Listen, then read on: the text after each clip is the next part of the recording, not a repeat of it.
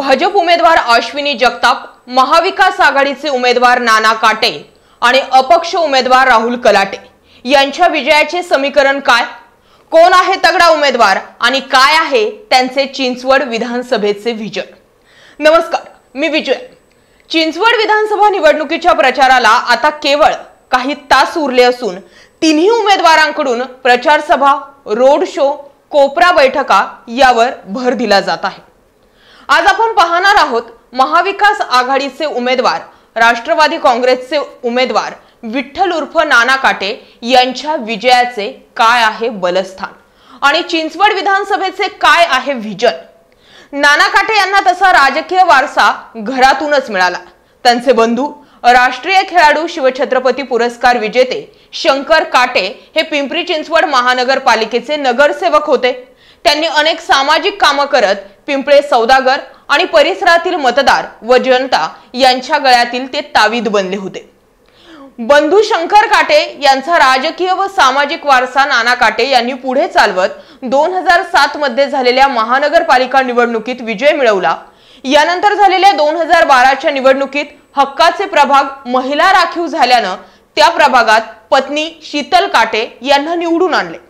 नाना काटे यांचा 2007 मधील नगरसेवक पदाचा अनुभव व पत्नी शीतल काटे यांचा 2012 मधील नगरसेवक पदाचा अनुभवाच्या बळावर त्यांनी पिंपळे सौदागर गाव ते शहर याचा चेहरा मोहरा बदलल्याचे काम हाती घेतले। अजित पवार यांचे निष्ठावंत व विश्वासू सहकारी म्हणून त्यांच्याकडे पाहिलं जाऊ लागलं।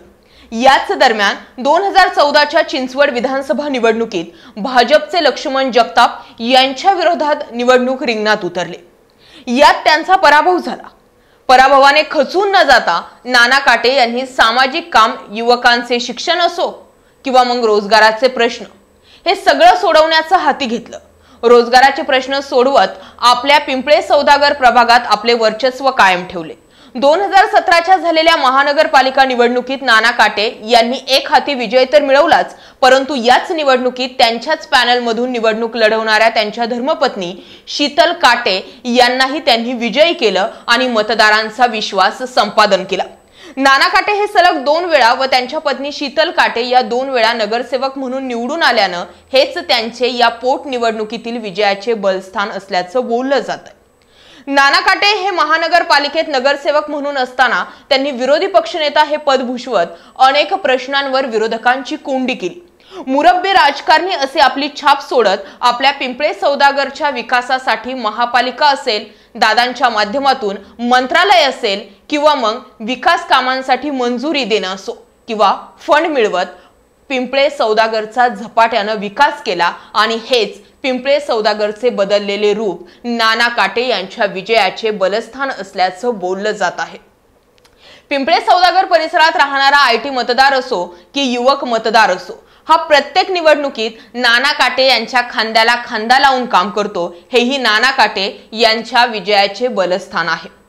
2014च्या विधानसभा निवडणुकीत झालेल्या पराभवाने खचून न जाता नाना काटे यांनी पिंपळे सौदागर सारख्या संपूर्ण चिंचवड विधानसभेचे विकास करण्याचे विजन डोळ्यासमोर ठेवल्यानं 2023च्या या पोटनिवडणुकीत महाविकास आघाडीकडून राष्ट्रवादी काँग्रेसचे ते प्रबळ दावेदार मानले जाऊ लागले आणि पक्षाचे अध्यक्ष शरद पवार, प्रदेश अध्यक्ष जयंत पाटील, विरोधी पक्षनेते अजित पवार यांनी उमेदवाराची माळही नाना काटे यांच्या गळ्यात घालत त्यांना महाविकास आघाडीची ही उमेदवारी दिली। पक्ष नेत्यांचा असणारा विश्वास हेही नाना काटे यांच्या विजयाचे बलस्थान आहे। नाना काटे यांच्या प्रचाराच्या मैदानात पक्षाचे अध्यक्ष शरद पवार यांनी चिंचवड विधानसभा मतदारसंघातील अनेक किंगमेकर म्हणून जे लोक आहेत त्यांच्या वैयक्तिक भेटीगाठी घेत निवडणुकीची सूत्र आपल्या हाती घेतली आहेत। नाना काटे यांच्या प्रचारार्थ जयंत पाटील, अजित पवार, आदित्य ठाकरे, छगन भुजबळ, धनंजय मुंडे व लगतच्या विधानसभा मतदारसंघातील आजी माजी आमदार यांची टीम या निवडणुकीत कामाला लागलेली आहे। हेही नाना काटे यांच्या विजयाचे प्रमुख बलस्थान असून या पोटनिवडणुकीत पक्षाने ज्यांची पक्ष निरीक्षक म्हणून नेमणूक केली आहे ते म्हणजे मावळचे आमदार सुनील अण्णा शेळके। सुनील शेळके यांनी 2019च्या विधानसभा निवडणुकीत मावळमधील भाजपच्या एक हाती असलेल्या सत्तेला सुरुंग लावत मतदारांच्या जोरावर दणदणीत विजय मिळवला। इतकंच नव्हे तर नुकतीच नगर परिषद झालेल्या दिहू नगर परिषदेमध्ये आपली एकहाती सत्ता आणून आपले वर्चस्व सिद्ध केलेलं आहे। त्याच आमदार सुनील अण्णा शेळके यांच्यावर नाना काटे यांच्या विजयाची जबाबदारी देण्यात आली असून पिंपरीचे आमदार अण्णा बनसोडे, शहर अध्यक्ष अजित गव्हाणे, माजी आमदार विलास लांडे, त्यासोबतच माजी महापौर संजोग वाघेरे या सहकारी मित्रांसोबत आणि विश्वासात यांना घेत त्यांनी निवडणुकीचे वेल प्लॅन केल्याचं दिसत असल्याचं निरीक्षक आमदार सुनील शेळके यांनी म्हटलंय।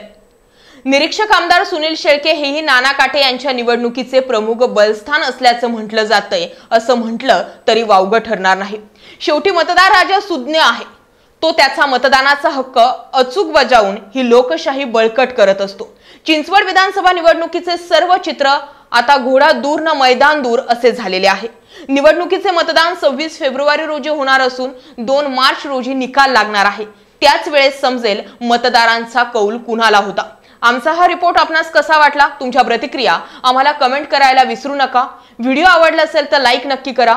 पुढील जो रिपोर्ट असणार आहे तो पुढील रिपोर्ट भाजपा उमेदवार अश्विनी जगताप यांच्या विजयाचे काम आणि बलस्थान हे पाहण्यासाठी आमच्या आपला आवाज न्यूज नेटवर्क या फेसबुक पेजला फॉलो करा आणि जर हा व्हिडिओ तुम्ही आपल्या YouTube वर पाहत असाल तर आपल्या YouTube चॅनलला आवर्जून सबस्क्राइब करून बेल आयकॉन नक्की प्रेस करा। धन्यवाद।